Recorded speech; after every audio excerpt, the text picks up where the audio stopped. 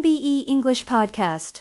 Hello and welcome to MBE English Podcast. I'm Emma. And I'm Kevin. Thanks for being here. Today's episode is an advanced listening practice conversation about AI in daily life, not just what it is, but how it subtly shapes our decisions. We'll discuss benefits, trade-offs, and the skills people need to use AI responsibly.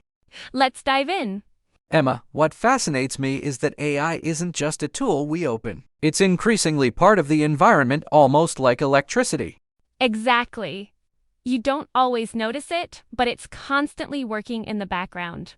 Recommendations, search rankings, spam filters, predictive text, and personalized feeds. And those systems don't simply show content. They shape what feels normal, what feels important, and what we spend time on. That's why attention is the first big issue.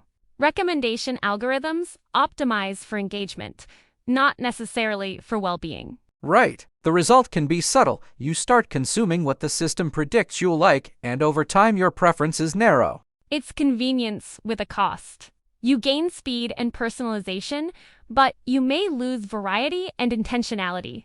I sometimes describe it as an invisible editor. It decides what deserves your attention, but it doesn't tell you what it removed.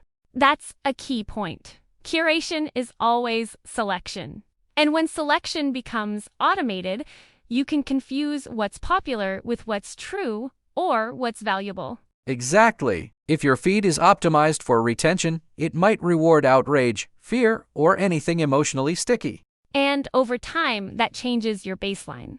You become less patient with nuance because nuance doesn't always perform well. Which also explains why people talk about filter bubbles. Not because the system is evil, but because personalization naturally reduces friction, and friction sometimes protects you from oversimplification.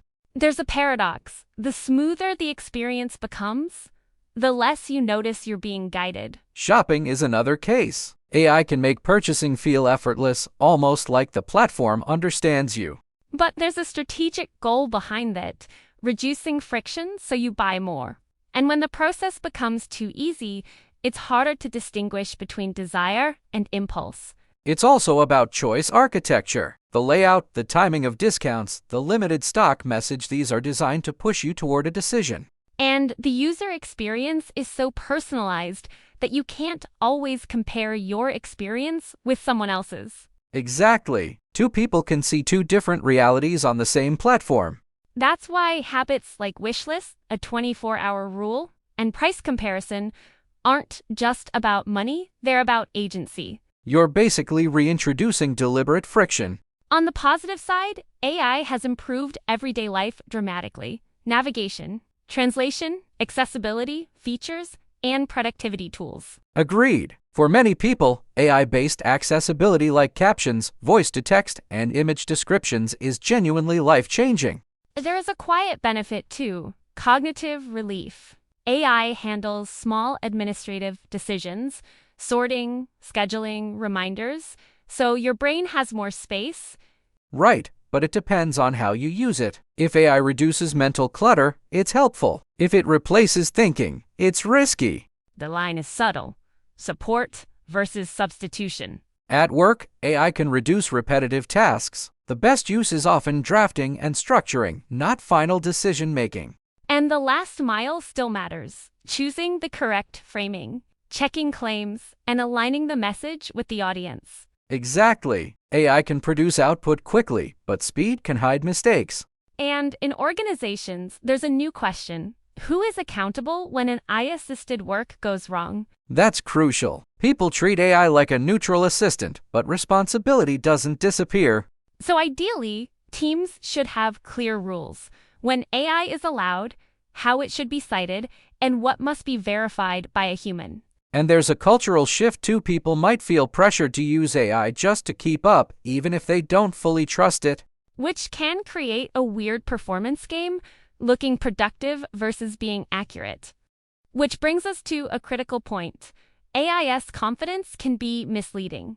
Exactly. People confuse fluent language with correctness. A well-written answer can still be wrong. This is where epistemic humility matters, being comfortable saying, I don't know yet, I need to verify. And it's not only about truth. Sometimes the answer is it depends, and AI may flatten uncertainty into a clean summary. In other words, the risk isn't only misinformation, it's oversimplification. And oversimplification can be more persuasive than an obvious error.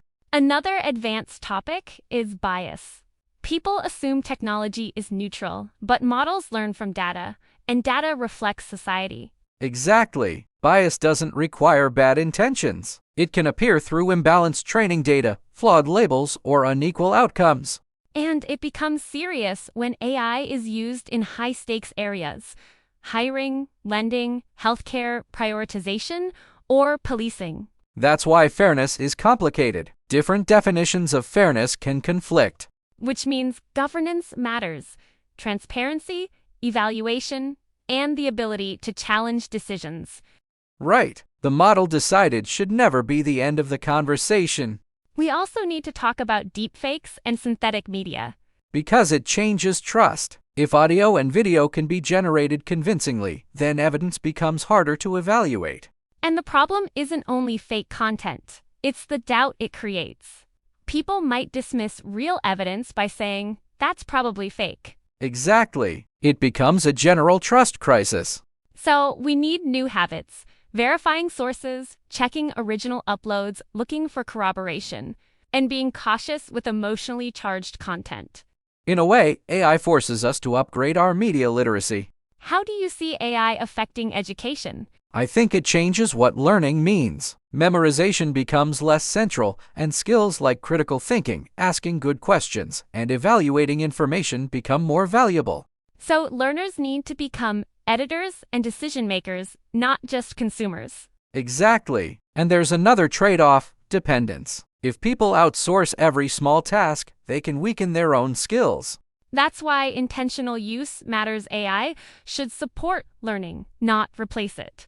Right. The goal is leverage, not laziness. And teachers might shift from delivering information to coaching judgment. Which is hard, but also more meaningful. Today we discussed AI as part of everyday life, how it supports us, how it influences us, and why intentional use is essential. For listening practice, replay this episode and focus on linking phrases like "which brings us to," on the positive side, "the trade-off is," and in other words. Thanks for listening to MBE English Podcast.